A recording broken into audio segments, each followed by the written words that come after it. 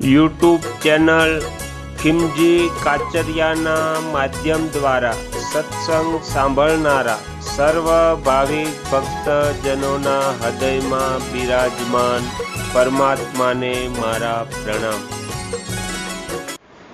આજના વિડીયોમાં આપણે સાંભળીશું નારદ પુરાણ। નારદ પુરાણના અત્યાર સુધીમાં આપણે 86 ભાગ સાંભળ્યા। આજે આપણે 87મો ભાગ સાંભળીશું, જેમાં આપણે સાંભળીશું મુક્તિપ્રદ યોગનું વર્ણન। હરિ ઓમ।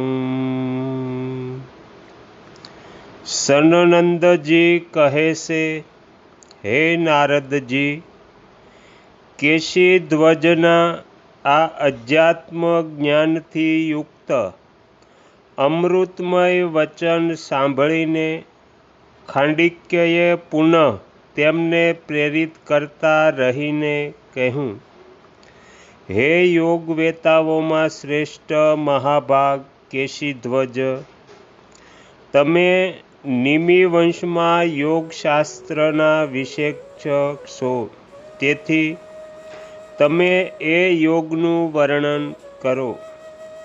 કેશીધ્વજ કહે છે, હે ખાંડિક્યજી, હું યોગનું સ્વરૂપ બતલાવું છું, સાંભળો। તે યોગમાં સ્થિત થઈને યોગી બ્રહ્મમાં લીન થયા પછી પોતાના સ્વરૂપથી સુસ્ત થતો નથી। મન જ મનુષ્યોના બંધન અને મોક્ષનું કારણ છે। વિષયોમાં આસક્ત હોવાથી તે બંધનનું કારણ છે અને વિષયોથી વિરક્ત થતાં તે જ મન મોક્ષનું સાધન બની જાય છે। તેથી વિવેક જ્ઞાન સંપન્ન વિદ્વાન પુરુષ મનને વિષયોથી હટાવીને પરમેશ્વરનું ચિંતન કરે। જેમ ચુંબક પોતાની શક્તિથી લોઢાને ખેંચીને પોતાની સાથે સંયુક્ત કરી લે છે, તે જ પ્રમાણે બ્રહ્મચિંતન કરનારા મુનિના ચિત્તને પરમાત્મા પોતાના સ્વરૂપમાં લીન કરી લે છે। આત્મજ્ઞાનના ઉપાયભૂત જે યમ નિયમ વગેરે સાધન છે, તેમની અપેક્ષા રાખનારી જે મનની ગતિ છે, તેનો બ્રહ્મની સાથે સંયોગ થવો એ જ યોગ કહેવાય છે।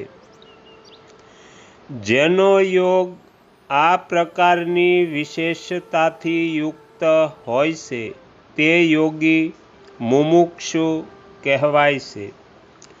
સૌ પ્રથમ યોગનો અભ્યાસ કરનાર યોગી યુગજાન કહેવાય છે અને જ્યારે તેને પરબ્રહ્મ પરમાત્માની પ્રાપ્તિ થઈ જાય છે, ત્યારે તે વિનિસંપન્ન સમાધિયુક્ત કહેવાય છે।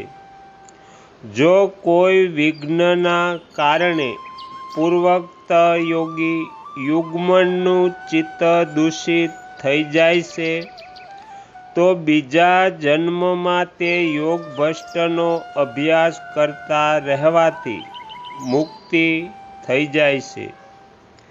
વિનિસંપન્ન સમાધિ યોગી યોગના અગ્નિથી પોતાના બધા કર્મોને ભસ્મ કરી નાખે છે।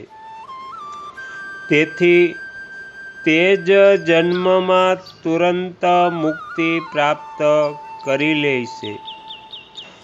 યોગીઓ પોતાના ચિત્તને યોગ સાધનાને યોગ્ય બનાવીને બ્રહ્મચર્ય, અહિંસા, સત્ય, અસ્થેય તથા અપરિગ્રહનું નિષ્કામ ભાવે સેવન કરવું જોઈએ। આ 5 યમ છે, એમની સાથે શૌચ, સંતોષ, તપ, સ્વાધ્યાય તથા પરબ્રહ્મ પરમાત્મામાં મન લગાવવું, આ 5 નિયમોનું પાલન કરવું. આ પ્રમાણે આ 5 યમ અને 5 નિયમ બતાવવામાં આવ્યા છે. સકામ ભાવથી આમનું સેવન કરવામાં આવે તો એ વિશિષ્ટ ફળ આપે છે અને નિષ્કામ ભાવે કરવામાં આવે તો મોક્ષ પ્રદાન કરે છે. યત્નશીલ સાધક માટે ઉચિત છે કે સ્વસ્તિક, સિદ્ધ, પદ્મ વગેરે આસનોમાંથી કોઈ એકનો આશ્રય લઈને યમ અને નિયમ નામના ગુણોથી સંપન્ન થઈને નિયમપૂર્વક યોગા અભ્યાસ કરે. અભ્યાસ દ્વારા સાધક જે પ્રાણવાયુને વશમાં કરે છે તે ક્રિયાને પ્રાણાયામ સમજવો જોઈએ. તેના 2 ભેદ છે, સબીજ અને નિર્બીજ. જેમાં ભગવાનના નામ અને રૂપનું આલંબન હોય તે સબીજ પ્રાણાયામ છે અને જેમાં આવું કંઈ આલંબન નથી તે નિર્બીજ પ્રાણાયામ કહેવાય છે. સાધુ પુરુષોના ઉપદેશથી પ્રાણાયામ કરે જ્યારે યોગીના પ્રાણ અને અપાન એકબીજાનો પરાભવ કરે, દબાવે છે, ત્યારે ક્રમશઃ રેચક અને પૂરક નામના 2 પ્રાણાયામ થાય છે અને આ બંનેનો એક જ સમયે સંયમ નિરોધ કરવાથી કુંભક નામનો 3જો પ્રાણાયામ થાય છે. રાજન, જ્યારે યોગી સબીજ પ્રાણાયામનો અભ્યાસ કરે છે ત્યારે તેનું આલંબન સર્વવ્યાપી અનંત સ્વરૂપ ભગવાન વિષ્ણુનું સાકાર રૂપ હોય છે.